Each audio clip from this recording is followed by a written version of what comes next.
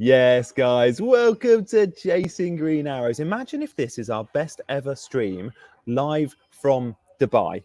Who would have thought it? Can you guys hear me all right? I've got my built-in mic here, my travel mic, and hopefully the audio's all right. If it's not, you guys will let me know and we'll sort it out. How is everyone?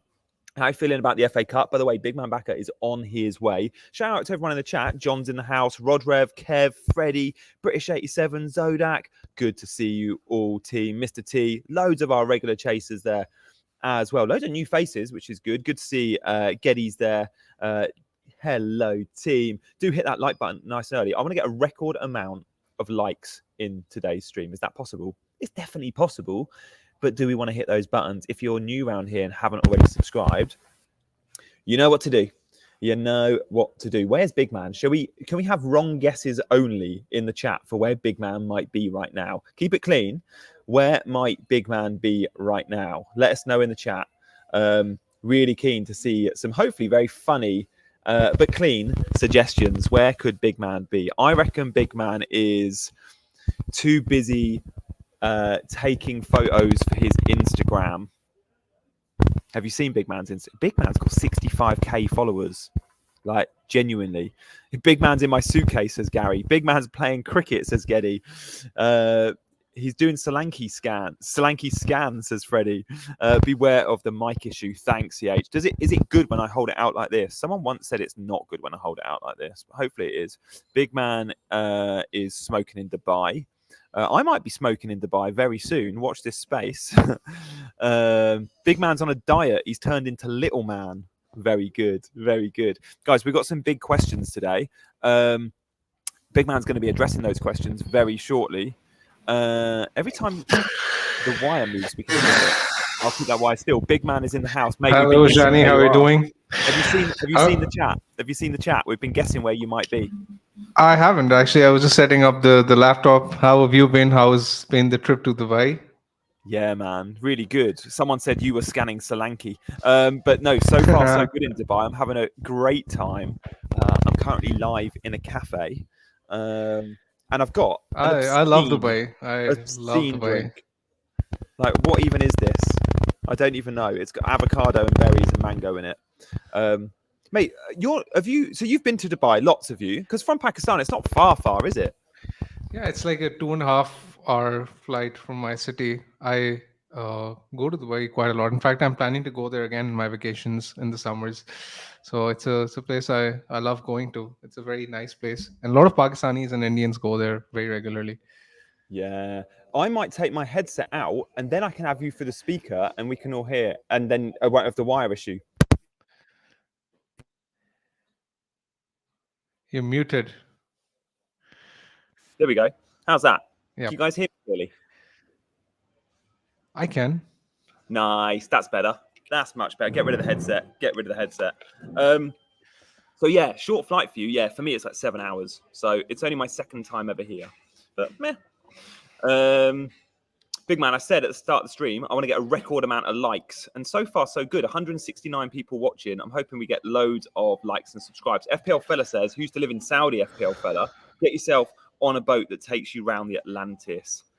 Big Man. Go to the desert safari as well. Go to the Dubai Mall. Go to the, I think it's the dancing fountains. Lots of things to enjoy out there in Dubai. Wild Wadi. Like that. If we get to 150 likes in today's stream, I'm going to order a shisha and you're going to watch me. I attempt my first ever choke on it or smoke on it. Guys, make sure to like. I really want to see this scene. What's been going on, Big Man? I've had my eyes off the game for a few days. Obviously, by tonight or tomorrow morning, we'll be committing to chip strategy and stuff. But so far, FA Cup hasn't seen too much in the way of upsets. So I know we saw the Leicester win. Tell us what that means. That basically means now that if Brighton beat Wolves tonight, then Bournemouth's fixture in Game Week 29 will be on against Wolves.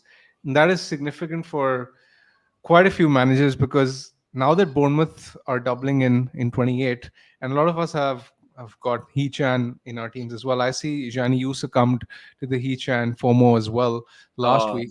a Gutted. lot of us have Hee Chang in our teams, triple Bournemouth most likely by game week 28. So if that fixture is going ahead in 29, which will require a Brighton win against Wolves tonight in the FA Cup, then I guess it would be easier for us to navigate game week 29 without using the free hit. That's the main repercussion of it. But Wolves versus Brighton tonight is a 50-50 game to call it. It's one that can go either way. In fact, if I was to think, I would sort of think that Wolves are marginal favorites given the fact that they're playing at home, and I would expect Brighton to rotate a bit because they have the European fixture next week as well.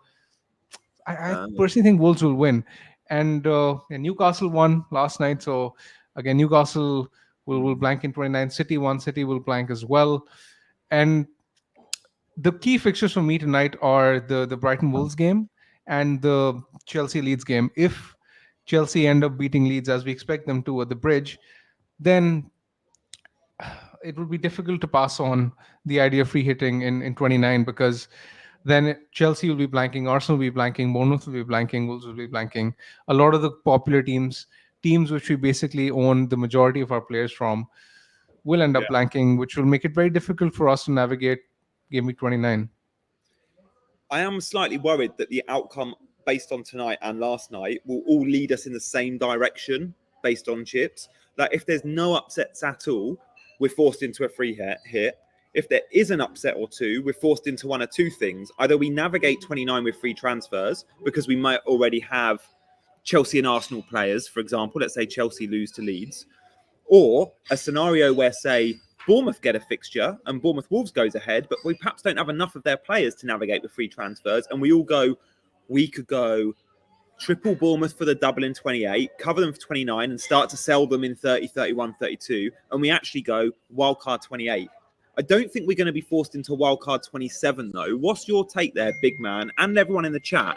Is anyone looking at potentially wildcarding this week? Because I started putting together a video for wildcard 27, and I started making it, and I did a draft, and I went, I can't really indulge this or promote this message because I don't think it's a good one. When wildcard 28, by the turn of the fixtures, looks so much better. For example, Man City, many of us have got double or triple City. You don't want to sell them on a wildcard this week because they got Man United at home, good fixture, but maybe you can next week where they have Liverpool away, then a blank. It's a tricky one. I think for my team and your team, I think wildcarding in 28, let's assume, that all the favorites progress, etc. I agree with you when you say that 28 looks better than 27 on the basis of the information we have right now, especially for someone who's kept, Spurs. I have Richarlison, I have Porro, triple City, Arsenal, triple Arsenal. So my team looks good this week. Fruit plus. But again, I assume that should be the case for the majority of managers. But again, this is very team dependent, to be very honest, and it's very difficult to answer that question. Another thing which we should keep in mind is that yes, we will have some clarity regarding the blanks and doubles by tonight, but we will have further information to come before game week 30, and that information will also add a lot of value to our wildcard. Now, if for anyone who's wildcarding this week or in the next week needs to sort of assess that whether the gains that you make in the weeks to come will exceed the gains that you will make later, especially considering the information value that you will get out of game week 30, when we will basically know which teams will double in 34, and 37. So you will be in a much better position to plan for the transfers ahead. So ideally, I do think that the wildcard is probably best saved for game week 30, 31, or sometime after. But at the same time, again, I'd like to say that this is very team dependent. And personally, for my team, I am not necessarily looking to wildcard this week, but game week 28 is definitely an option because it will allow me to attack the double. We don't really know about Solanke's injury either. That's something which is just thrown a spanner in the works. I don't really know what that means. I hope he should be fine for next week at least. I don't necessarily mind him being out. A lot of us have a strong front eight, so can easily navigate in his absence this week. But if he was to be out for the double, then that would change quite a lot. We'll see your team later, big man. But I'm guessing, like me, you had a bit of a benching headache this week. So actually, by having I 8 do. good forwards and having to bet, and we can now bench Solanke instead of say Hwang or whatever. That was the position I'm in. I think I'm okay with that. We'll obviously know a lot more about Solanke from training round pictures, from press conferences on Friday. But what we know so far is he has had an MRI scan, I think, on Tuesday. Now, you don't have an MRI on your knee unless there's a good chance it's a serious injury. So I Yeah, don't know. but at the same time, Iriola did say that there's a chance that he's fit for the weekend. So we don't really know at this point in time, and I'm not sure we're going to get any leaks either because the deadline is on Saturday and Bournemouth are scheduled to play on Sunday, so that's not exactly ideal for us. But having said that, again, like you mentioned, I was benching Huang for my team. I don't necessarily mind playing him. I think Newcastle, especially after 120 minutes in midweek, that's a good fixture for Wolves. I think Wolves will likely do well, and Wang is a good option for all the reasons we mentioned last week. It didn't really come to fruition, but I still maintain that he's a good pick. I was going to bench him though if Solanke ends up being fit. Yeah, I was. My plan was always to bench Wang this week, which is why I felt like he was such a good 1 week punt because the entry point, as we speak about a lot, it was like that entry point was fantastic. But we should talk about that decision because there was never any guarantees. We knew that. And when you're back in a team like Wolves, you're back in a team that historically don't go and score 3-4 goals every week. So buying their striker doesn't come with a guarantee of goals. But nor does any midfielder or forward under 6 million. Like, of course, there's no guarantee. And with content creators that went there, some have had stick by following the crowd and the group think. And I got caught up in the FOMO of it. Like, I'm devastated to admit that. And early in the week, I was banging the Bailey drum. Was I put off of Bailey because of X minutes? Was I put off with Bailey because groupthink was thinking the other direction with Hwang? Or was I put off Bailey by the fact I thought Hwang had a better 1 week fixture? And Forest had been good defensively, and I was only going to be benching Bailey for the next few weeks after that, just like my plan was to bench Hwang. Sheffield United for Hwang, Forest for Bailey. There was no contest. Sheffield United is a much better fixture. I was devastated to Penalties. see 4 minutes Bailey return though, and then you got double? Did you get 13 points or something? Yeah, I mean, just bad variance. I have no regrets in going Wang. I still maintain with the information we had available at that point in time, it was the right decision. So I'm not going to dwell too much over it. It was a 1 week punt, more or less, like you say. It was more or less going to be benched in the weeks to come. Yeah. So it's fine. Just happens. He blanked.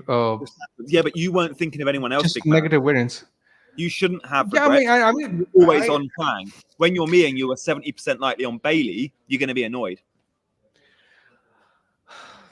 I guess, but again, because personally, when you ask me in my head, when you look at the fixture, like you say, and without like looking at hindsight and all of that stuff, expected minutes, fixture, striker, penalties. I mean, there were enough reasons to prefer Huang over Bailey, and I think if you went there, it made a lot of sense. If I was in your position, I I won't be as much annoyed because again, with the information we had available, that's being the information being the key word at that point in time, I think it was the right decision. And yeah, I mean, there will be players who will haul every week you consider. And for example, I'm sure a lot of people did consider Bowman last week. He ended up Yeah. hauling, Yeah. right? You can't really have them all. I initially early on in the week, I was considering Louise until Yeah. I decided to go with Huang. So I mean, these things happen. It's a game of variance, and sometimes it goes in your favor, sometimes it goes against you. It is what it is, and you've got to sort of learn to live with it. Got to interrupt proceedings for the most important question of the day. Gianni's first shisha. What flavour have we ordered? I would usually think I could smell the flavour, but grape and mint. Grape mint. Never grape mint. Anyone like a grape mint shisha? Maybe we should do a poll. Best shisha flavors. Let's see where you guys are at. We'll also give an option of I've never tried shisha. So we'll do like 3 I haven't. flavors. I I've haven't. never tried shisha. That's And me. let's see what That, percentage have got there. We'll do grape that's mint as me. an option. Luke in the chat has gone from 18k to 60k. So big red arrows for Luke. Still in a very strong position. Gee, how was What's your up? week, by the way? Yeah, my week was red. I went from about 100k to about 145k, I think. So big red actually, because I took a 4-point hit and got like I don't know 50 points. Yeah, I Yeah. mean, What about? I just saw your team. Stupinan is again being a constant He's annoyance. a De real. Bruyne for you. De Yeah. Bruyne and Estupiñán, and I was like, I've got to address both of them.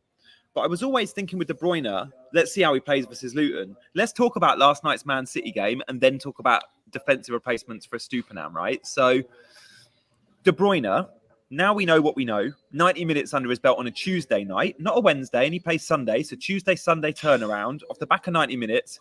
I think we can safely say, I think, De Bruyne starts versus United. Is that a fair He should. comment, big man, or is it?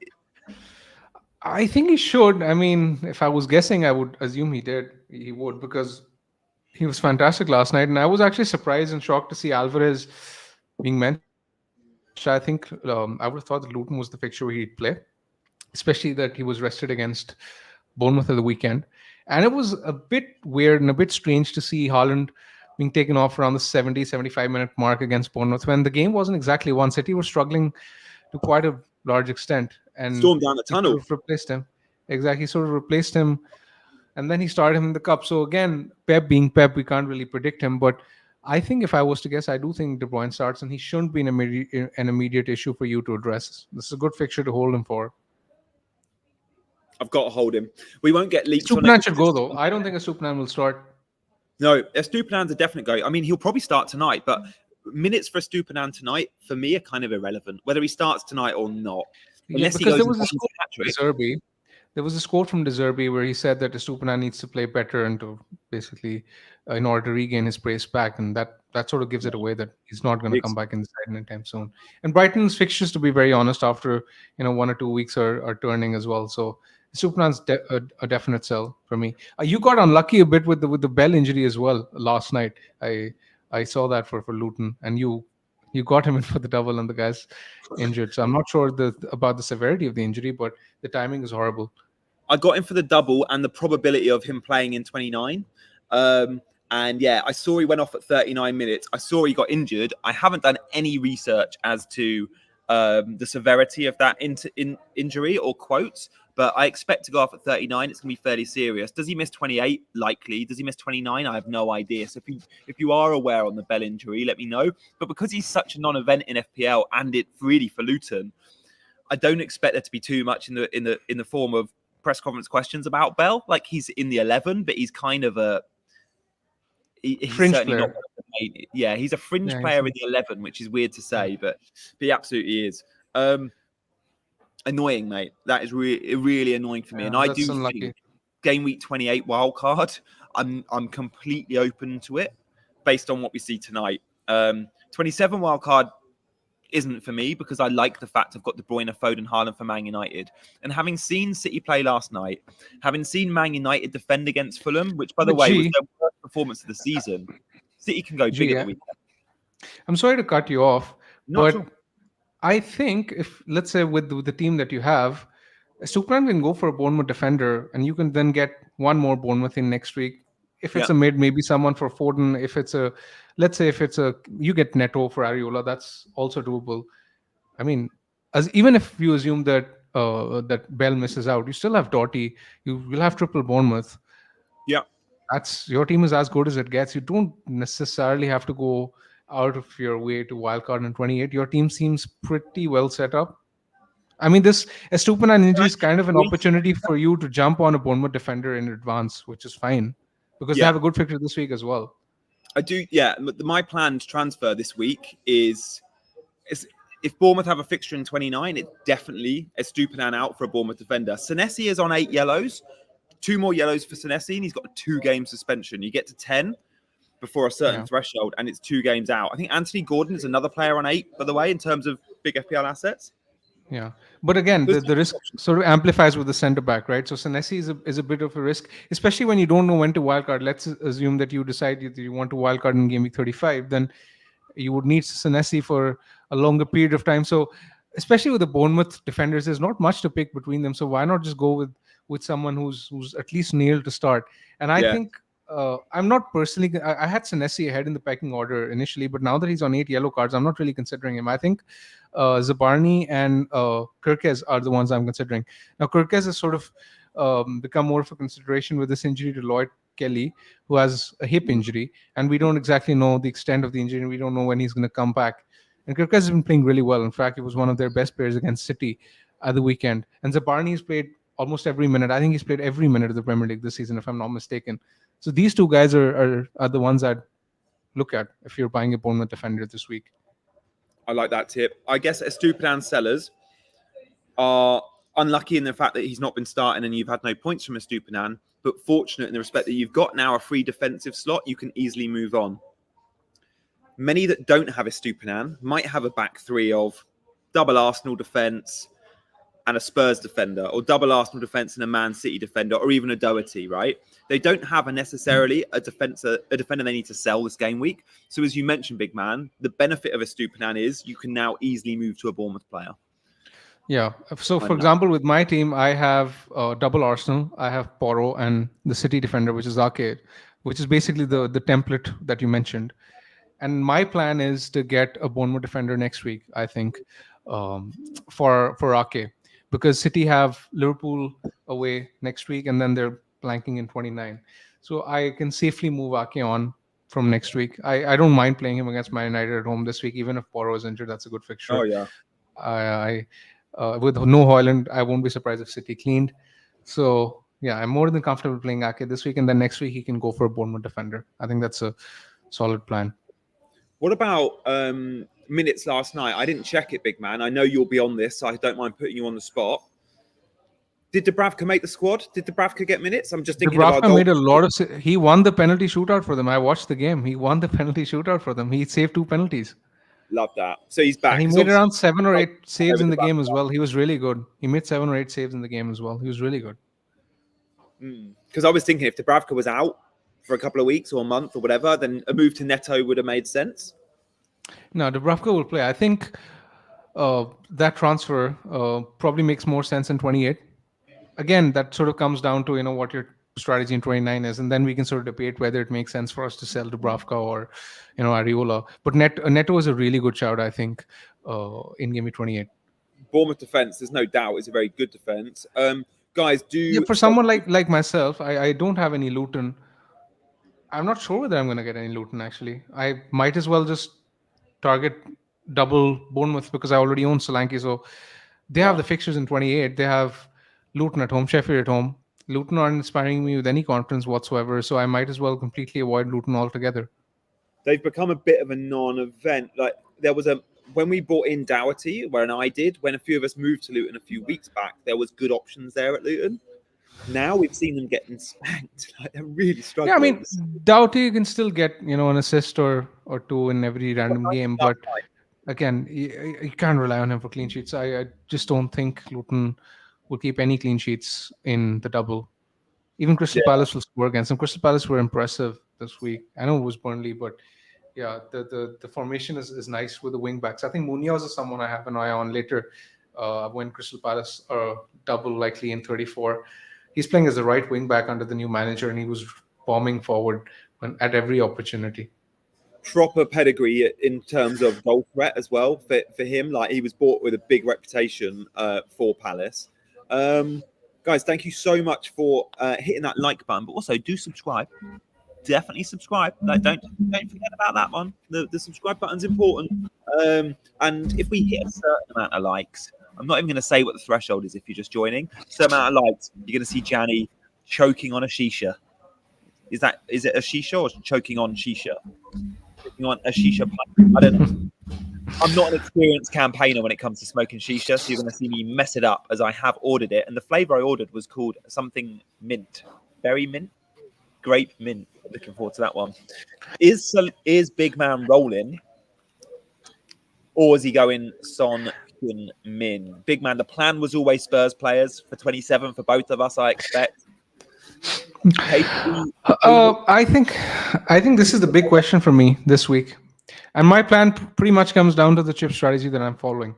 So let's say if the favourites progress in the FA Cup as we expect them to, for example, if Wolves win tonight, if Chelsea win tonight, and we know that, Bournemouth are blanking in 29, Arsenal blanking in 29, Chelsea blanking in 29, that would pretty much lock in pre-hit 29 for me. And in that case, which is that, i.e. the favourites win, I think I'll likely roll a transfer this week so that I can get double Bournemouth next week. in that case, I don't necessarily have to buy Son for Foden or any other midfielder this week because I can free hit in 29 anyway. On the other hand, let's say if the favorites lose and we get to know that Arsenal are playing in 29, Chelsea are playing in 29, Bournemouth are playing, Wolves are playing, etc., then I don't have to use the free hit in 29, in which case I'd be more tempted to buy Son, and then I can sort of sell Foden or any other midfielder as I wish for Son this week. And that would be a scenario where I would be very tempted to buy Son for this week. So my transfers this week very much come down to the chip strategy that I decide to go with, which will be dependent on the results tonight. The plan set. By the way, hi Chai. I just know Chai's joined. Almost like he's had something like some experience out of this world where he goes on Chasing Green Arrows. Right now, they're talking about my best player, so I'm gonna tune in. Chai's best player is Son, and I no doubt he's eyeing him up this game week. But big man, ahead of the Manchester derby, ahead of seeing a Foden rest, ahead of seeing Foden last time out, and he must have been player of the match in 10 of City's last 15 games, literally been that good. If you are planning on selling Foden for Son, this is to you and your team, but also anyone out there. Is that still worth consideration, or is it, do we buy Son for a different player? Because selling Foden this week, I think, is so risky. Okay, so looking at my team, Saka's going nowhere. Richarlison's obviously going nowhere. I can't afford Son for Wang anyway. Same for Palmer. So the only slot in my team that can go for Son is Foden. And if he's blanking in 29, and if I decide not to use the free hit in 29, then I will need that extra player in 29. And then City have Liverpool away next week. So when you look at it from a fixture point of view over the next 3 weeks, it should pay off. The only problem is that City could smash United, and it may not pay off this week. So my counter question to you is, what I can do is I can easily roll the transfer this week and do Foden to Son next week. Like that makes sense because obviously City are playing at Anfield, and then Spurs have a relatively better fixture, away, but Will away, which is still fine. So my counter question to you is, in isolation, who do you think scores more points? Is it Foden at home to Man United, or is it Son at home to Crystal Palace this week?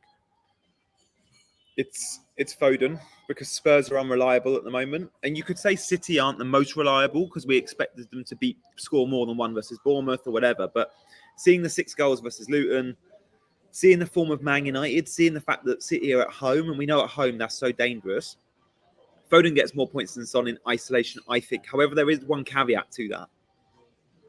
De Bruyne starting puts potentially Foden out wide. Foden out wide is still a very good asset, but he's not the same. He's not the same with De Bruyne in the team. Like, I've no doubt about it. If we go off a small sample size, but a sample size of, say, the last 15, 20 games where Foden has come into his own in the number 10 central position, that's his position. That's where he scores hat-tricks. That's where I think he picks up big FPL points. And that's when he's potentially an elite FPL performer. Out wide, he's a good FPL performer, and he should still be in your teams at current form, but he's not quite the same asset. Now, De Bruyne and Foden can both play centrally because we've seen Alvarez and De Bruyne do it with Haaland ahead of them. But Pep said recently it's very difficult squeezing them in the same team. He didn't mean in the same 11, because surely we know you can squeeze them in the same 11 quite comfortably, but he meant squeezing them into the same preferred position. And I think if De Bruyne is in the 11, he only has one position at the moment in that 11, and it's behind Haaland, advanced. We're going to see Foden on one of the wings. I still think Foden out wide might beat Son versus Palace. Knowing Palace with new manager bounce, we've only seen one game, clean sheet against Burnley. When new managers of mid to bottom half clubs come in, often they address the defence first. It's way easier to coach than addressing the attack. Making a team more dynamic in attack can take months, can take years. Making a team more resolute in defence can be a short-term fix. And I think we're going to see Palace clean sheets aplenty. I'm not saying they'll keep a clean sheet versus Spurs, but I don't think the floodgates will open. Yeah, that's fair enough. I mean, personally, if you ask me, I would still think Son is the better pick of the two this week, marginally.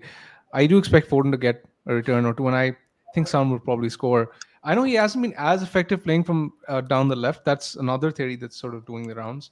but still, that's a small sample. And over the course of the season, we've seen that he's been an elite asset, even at times when he's played on the left. So I'm not overly concerned about it. And with Richarlison, I do sort of get the feeling that he will play around 70, 75 minutes in every game. So I do expect Son to get Number 9. the striker's role, not the number 9 for the last 20, 25 minutes when the game will open up. So I still really like Son.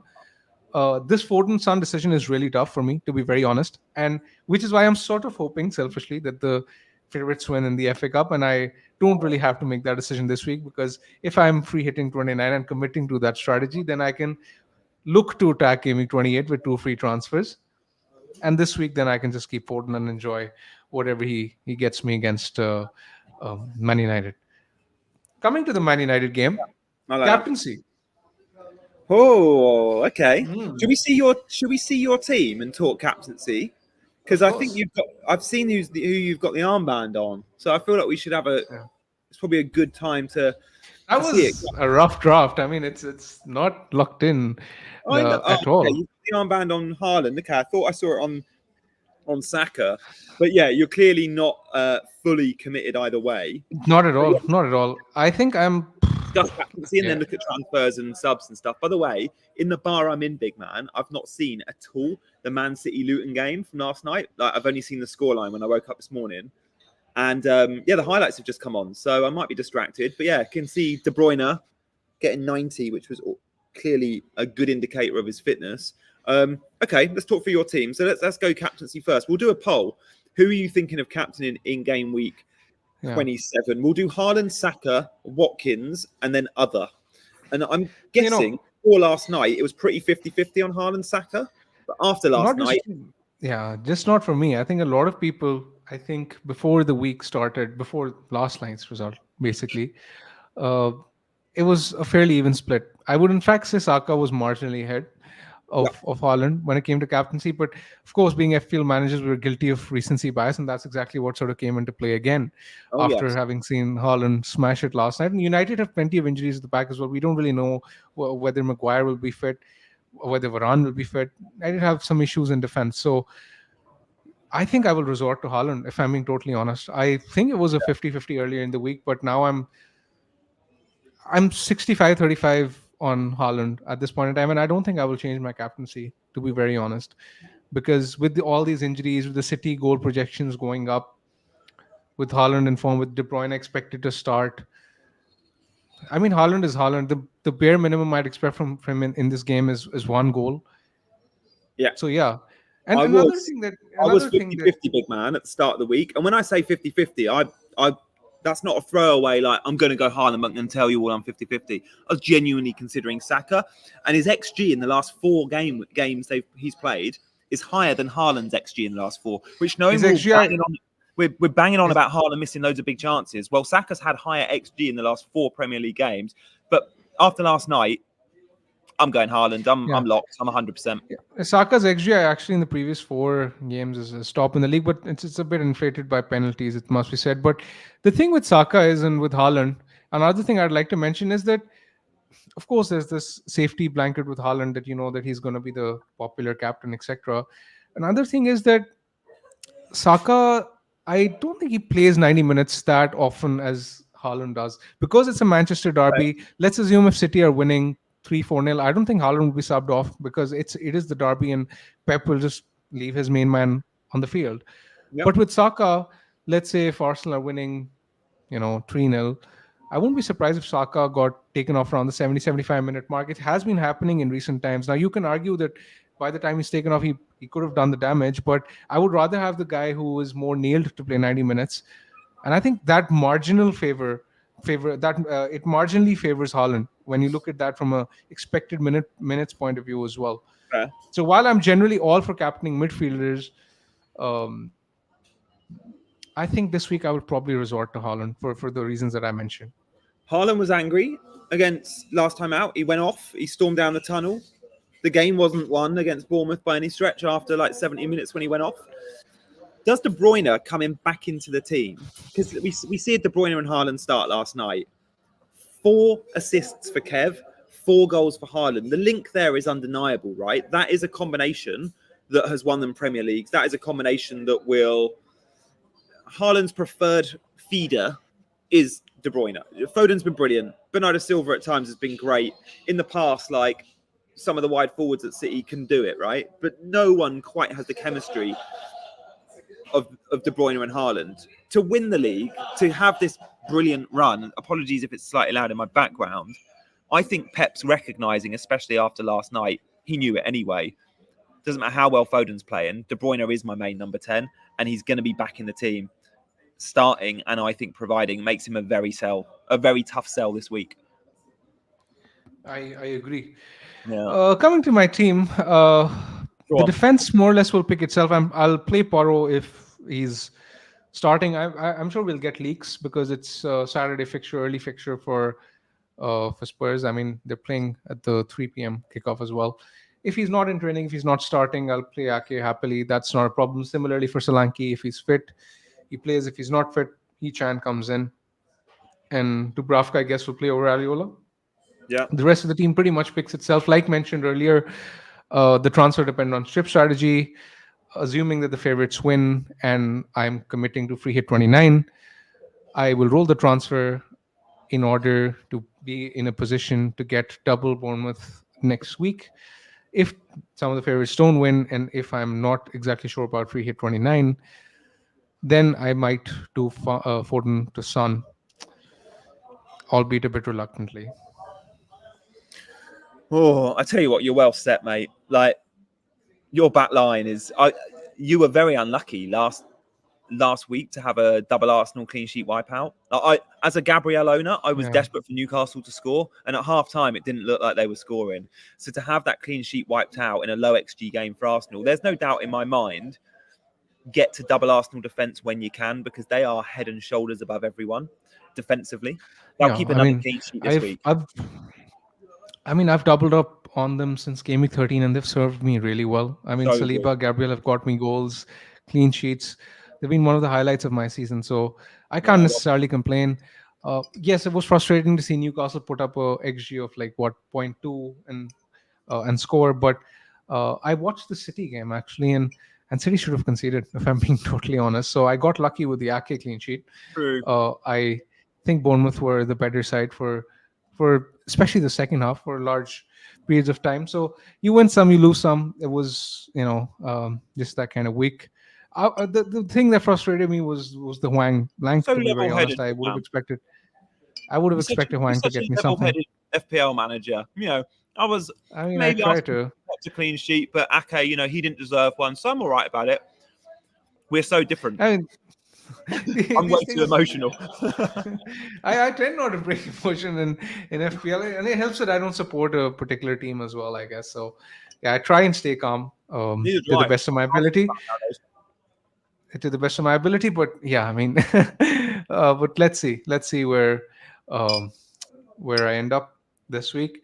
And this is the best time of the season. It's an interesting argument you did say earlier on that let's say that if the favorites end up progressing, and if a lot of us are locked in on free hit 29, then there's not much to think about. There's an interesting argument to say that some FPL managers, they prefer chaos, because when there's chaos, then the casual managers, they don't know what to do, and that's when the engaged managers, they sort of rise to the top, because they can then plan and rise in the ranks. So I don't necessarily share a very strong opinion either way. I'll just play what is in front of me. But I'm sort of curious to hear your thoughts as to what you're expecting and what you want or hoping from tonight. We should all want chaos as engaged FPL managers. Like, here I am going, I want an upset or two. An upset or two gives me more players in 29. I don't have to free hit in 29, and therefore I'm in a better position. But don't forget, 95% of the people you're competing with are not engaged managers. They haven't prepared for a blank game week at all. And whilst you think you might not have good cover in 29, they've probably got worse cover in 29, right? The more chaos in FPL, the greater benefits to engaged managers. If you're watching this YouTube show right now, you class for me as an engaged manager. Beats Gary from work, who does his transfer 5 minutes on a Friday, thinks about FPL for 10 minutes a week, right? We should want chaos. Therefore, no upsets in the FA Cup is actually a good thing. No upsets in the FA Cup means 3 or 4 fixtures, 6 or 8 teams playing, and our hand is either forced to go, do we free hit or do we try and navigate it with seven players covering all the main bases? Make sure you've got Tony and Watkins and whoever else, and you just make do and you have a really well thought out chip strategy. So I don't mind the chaos. On the other hand, I do have 2 Luton players. So the Luton Forest game going ahead is good. And obviously, as someone that owns Hwang and Solanke and could be buying a Bournemouth defender this week, if Bournemouth went ahead, I would probably be benefiting more than the average FPL manager because I'll have 3 players from those 2 teams. They're the only fixtures I really care about. I mean, there is a chance. We haven't spoken about this, but the big upset. The United game is important. The United game is important as well. We haven't really spoken about it, but I don't have which a lot do. A lot own Garnacho. There's an argument that let's say Forest end up beating United, and I think that's a bit of a banana skin for United tonight. I won't be surprised to see Forest beat them. I think. No, it's not. It's away. It's away. Is it away? That's Nottingham Forest at home. Exactly. Yeah. And let's assume that Forest win and United end up getting that fixture in 29. That would actually increase the appeal of free hit personally for someone who doesn't own Man United, right? Because then you can target the United fixture, which is against Sheffield United at home in game week 29. Now, I know that United are terrible, but they're better than Sheffield United. Either way. Yeah, exactly. So, again, assuming that the rest of the favorites progress and this fixture stays on in 29, I would love to free hit then in 29 because then it would mean that not only am I benefiting in terms of players, there's a certain element of upside to the free hit as well with the United versus Sheffield fixture in 29. Agreed. That makes the free hit way more appealing. Because we speak about free hit not having a high ceiling. If United versus Sheffield United is in there, clearly we like it. I would also mention 2 teams we're thinking we could get upsets, right? Many of us would want Brighton to beat Wolves. It's a 50-50 game. We should know Brighton are hot and cold. When Brighton turn up, they beat Wolves with their eyes closed. When they don't turn up, they get spanked by Wolves. Like, it literally could be either Brighton team tonight. Chelsea are the other team in the league. If you ask me which teams blow hot and cold, Brighton would be one. Without giving it too much thought, Brighton and Chelsea would probably be my top 2. Like, genuinely, there are 2 teams we could get upsets from. If Chelsea lose to Leeds, and by the way, this Chelsea team could very easily not turn up against Leeds, who are flying. Leeds are the informed team in the Championship right now. Ellen Road was bouncing last Friday as they beat Leicester. I think this game is at Stamford Bridge, but still. If Chelsea lose that and Chelsea-Arsenal goes ahead, no one's going to need to free hit. Many have got 3 Arsenal and say a Cole Palmer. That's 4 extra players. I have double Arsenal and Cole Palmer, but again, if Arsenal goes ahead in 29, the world and their dog that do not own a 3rd Arsenal player will be buying a 3rd Arsenal player this week. I will be buying Saliba or I will be buying Odegaard. Fact. Yeah, that explains it fairly well. And again, I think a lot of the transfers that we do, almost everyone, actually, every engaged manager, a lot of the transfers they end up doing, even if it's a strategy to roll the transfer, will come down to the chip strategy, which of course is dependent on the results tonight. So it's important to wait for the results tonight with bated breath, and then we can sort of decide what to do tomorrow. Yeah. Lots of planning ahead. Big man, let's take some questions, Gianni. Yeah, let's do questions because we've got 500 people watching. So if we can get to 200 likes, or even can we get, I don't know, can 10 of you subscribe right now? That'd be amazing. Hit the subscribe button if you're new around here. We've got loads of lurkers. So if you're watching for the first time, usually what you get from this stream is me and Big Man on a Wednesday. Always here, same time, same place. But we get good audio from me. Apologies. Today I'm in a cafe in Dubai, hence the bad sound. And on Mondays and Fridays, we get me and Dean. So do stay tuned and subscribe to Chasing Green Arrows to make sure you get all our material. Mondays, Wednesdays, Fridays. Hit the notification bell, as CH says. Good job, CH. Thank you. Oh, Son or Bowen, Big Man? What's a priority for you? I mean, Son has a very good fixture this week if we think Palace are still vulnerable. I'm not sure they are. This is a question. This is a question which we can answer irrespective of chip strategy in 29 because both Spurs and West Ham are playing and they have a guaranteed fixture in 29. I prefer Son. Penalties, better team, more attacking team, historically more proven, more pedigree. Bowen is nice, but I don't think he's on the same level as Son. And I think Spurs fixtures are sort of marginally better as well. This week is a better entry point. I don't necessarily like the Everton away fixture for West Ham because Everton at home are decent. That's not a high ceiling up fixture for Bowen. Jerry FPL, which Bournemouth defender to buy? I think we've discussed this previously in the video. I prefer Zabarni or Kirkez because Kelly is injured, so that means that Kirkez should play more in the times to come. He's been really impressive in recent times as well. So these are the two nailed defenders that we can think of. Senesi is a bit of a doubt with 8 yellow cards already accumulated, and if he gets another 2, he'll miss a fixture at some point. So if you need a Bournemouth defender for the long run, we prefer the other 2. Gianni, who are you smiling at? No, I was just laughing to myself. I was thinking not to name drop, but when I met Harry Redknapp 2 summers ago, I said to him, "Look, Harry, like, who should we have our eye on at Bournemouth? Like, they were just coming into the Premier League. I was thinking, what Bournemouth players are any good?" He lives in Bournemouth, so he watches them a lot. And he said, that Zarbani bloke, like that really fast, like fullback, like definitely he's one that's caught the eye. And he's at the time, I don't think he had played much for Bournemouth. So look, he's got Harry Redknapp's seal of approval. And as you mentioned, he's pretty reliable. Nandish is asking if you had to choose between KDB or Foden out this week, which one we go for? This is tricky. It's still KDB for me. As someone that owns both, I ain't selling either, by the way. I agree. Probably sell De Bruyne because there is still a risk over him starting. Foden's nailed. Foden will 100% start unless he's injured. I agree. Yeah. Next question is Haaland goals from last night. I've just seen the second BMK, one. who is your main differential for this week and the coming weeks? Oh, interesting question. Bigman actually, doesn't do differentials. He just does the template. I think Son will. I think Son will be one of them. I mean, you said it out loud, so yeah. I generally don't go for differentials unless I'm chasing or unless I'm, not in any sort of sanity. He's never chasing because he's far too good an FPL manager. This is a guy that finished I try and be sane most of the time, but again, this game does come down to luck, man. So yeah. So my main differential could be Son in the weeks to come, if I'm being totally honest. And I've held Porro and Richarlison for differentials. To be very honest, a lot of people have sold them, so I'm actually excited for them. Is Richarlison at this point? At this point, yes, a lot of people have sold them. Have they? What, and Palmer as well? Is that? To a certain degree, but a lot of sold Palmer. I mean, all these guys. Yeah, I mean, Palmer, Richarlison, all these guys. A lot of people were selling these guys for De Bruyne, Foden, or Foden. Yeah, exactly. Or even Jota prior to that, and Luis Diaz. So yeah, these guys are sort of gone out of fashion. I still think they're relatively well owned, but compared to the previous weeks, their ownership is not as high, and their points actually matter. Is Semenyo a good option? I think so. Yes.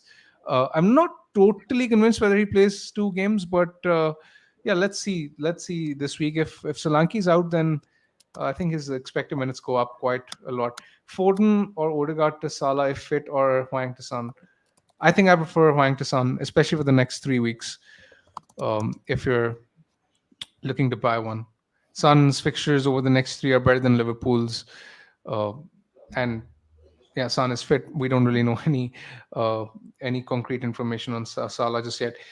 FPL Madrista is asking, is it worth bringing Arsenal defender for a hit? It depends on who you're selling, but let's say I think that hit.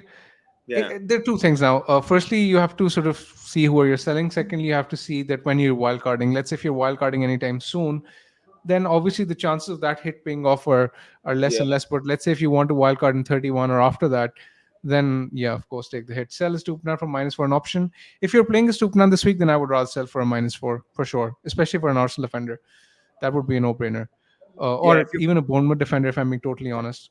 Yeah, like there's an argument for even me to do it. Like I've got a -4, and I'm like, oh, -4 for Estupinan. Should I go there? I'm not so sure. Like, if it means starting a Dougherty, who's going to concede. No, but you're bringing a transfer forward, right? So it's gives you an opportunity to get another player at some point next week or in game week 29. Yeah, it just depends. If there's a chance I'm wildcarding in 28, then I don't do the -4. If exactly I rule out a wildcard, then yeah, you can do the 4. Completely agree. Yeah, maybe next week we'll do a wildcard draft, maybe, Stephen, but we can't this week because neither of us are looking at it this week. Shashant says start Pedro, Neto, or Hwang. I do think the Newcastle fixture is a Neto fixture. Away from home, more space, counter. I would go Neto over Hwang for sure this week. Yeah, I mean, I would still prefer Huang for all the reasons mentioned in the previous week's video where I was going Gaga over Huang, and yeah, I do prefer him to It's your Neto fault. I because of bought his it, goal mate. threat. Oh, of course. I mean, too bad you didn't follow me in the previous 6 weeks where I've overtaken you by 30, 35 points. I can't. I was so smug at the start. Do you know where we really shifted? You said earlier about having double Arsenal defence from game week 13. I think it was around that point, maybe a few weeks after that. I think It that was was a big move in you overtaking me was the double There Arsenal were defence. there were 2 or 3 things. There was the double Arsenal offense. There was the Richarlison swing, which The was Foden big. benching. I benched Foden as well. You did bench him too. Yeah, I benched him as well. And Alvarez captain that week where he smashed it again. I don't remember who it was. I think it was Burnley. I had Foden and you had Alvarez captain, I think. Yeah. These were the weeks where I sort of made up a lot of ground. Abdi Aziz Bakal is asking who is Neil defender this week, having Gabriel VVD. If you're buying a defender this week, you can get another Arsenal defender, or you can get a Bournemouth defender, like we've mentioned. These are the ones which are top of our short list. Yeah, Wang, Palmer, Gross, bench one this week. Yeah, definitely not Palmer because I own Palmer and Gross. I think it has to be Wang or Gross, if I'm being totally honest. And it's not exactly straightforward. You would bench Gross, Gianni? I sold him 4 weeks ago and he's had double digits pretty much every week. I'd be benching him this week, I think. Brighton, they'll be playing on Wednesday tonight, right? Let's see. Brighton could get 120 minutes tonight. Let's see. If they get 120 minutes, definitely I'd be benching them at the weekend. Why isn't anyone considering free hit game week 37? It's because game week 37 is projected to be the biggest double game week of the season, where we're going to have a lot of doublers, and that is a week where a lot of managers they have it penciled as the bench boost week so that they can load up on all the doublers and have 15 doublers in their squads. Shazad is asking bench Wang or Bailey this week. I would bench Bailey personally, but it's a close call. Who have Villa got? No, Luton away. Oh, I'd be benching Wang. You sure? It's tricky. Yeah, it is tricky. There's over 500 watching. Did we get to 150 likes? Guys, do hit the like button. Please like the video and subscribe to the channel. Me and Gianni do this every week, and we would humbly appreciate any support that we get. Question for you, Gianni.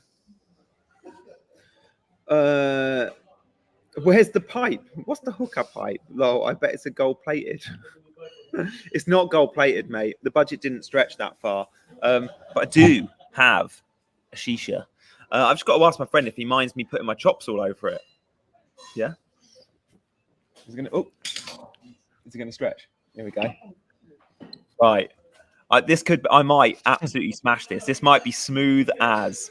I'm in a cafe in Dubai if you're just joining. I'm about to try shisha for the first time. Cheers, man. Appreciate that. Right. It's like an audition.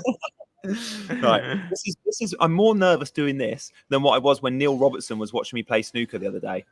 Neil Robertson challenged me to a shot on chasing green arrows, and I was like, I missed a straight black. It was horrific. All right. Okay, yeah. All right, clear my throat. People saying, watch him cough. Gianni, why are you so nervous? Do I take it in like a cigarette? Like, yeah? I have no experience of the shisha, so I'm not the right guy to answer. You don't inhale it? All right. Oh. I can hear it bubbling. All right, one more time. I'm going to be a pro. That's much better. Yeah, that's better. Right, let me see if I can do the cool looking blow, right? Because I'll do it on the black.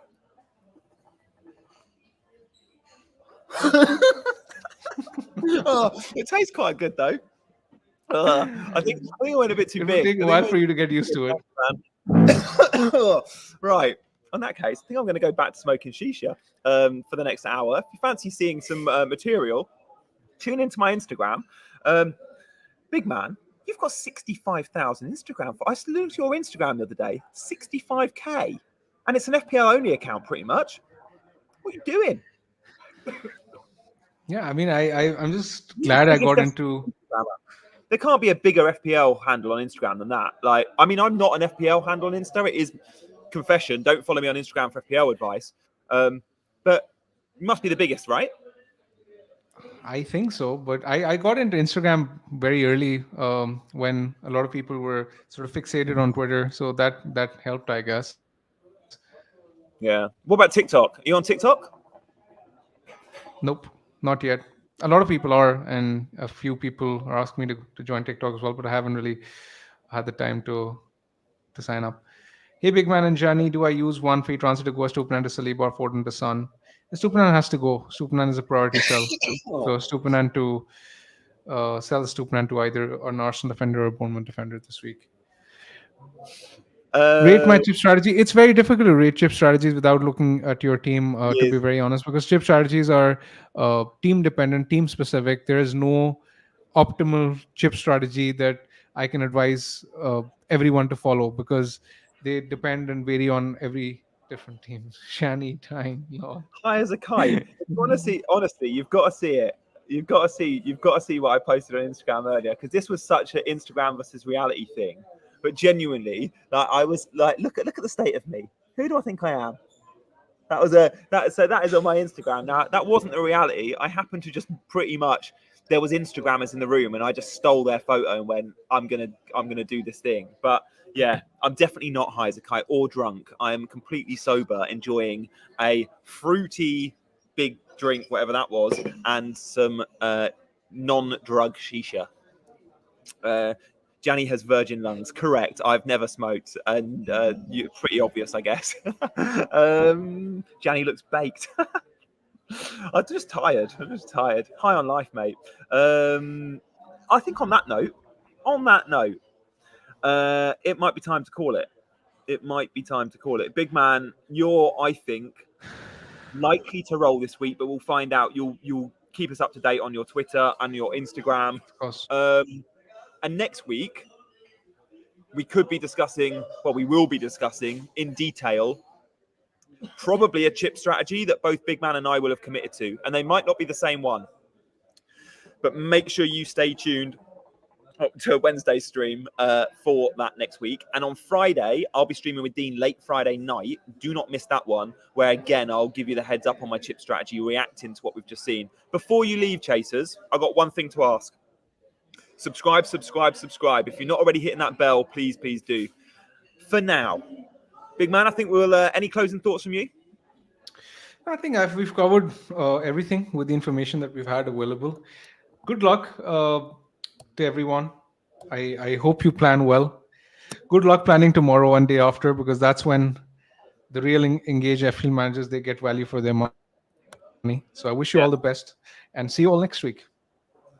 Cheers, team. Love you lots. I've been Gianni. He's been Big Man. We've all been chasing green arrows. You've been the amazing chasers. We'll see you on Friday. Take care. Bye-bye.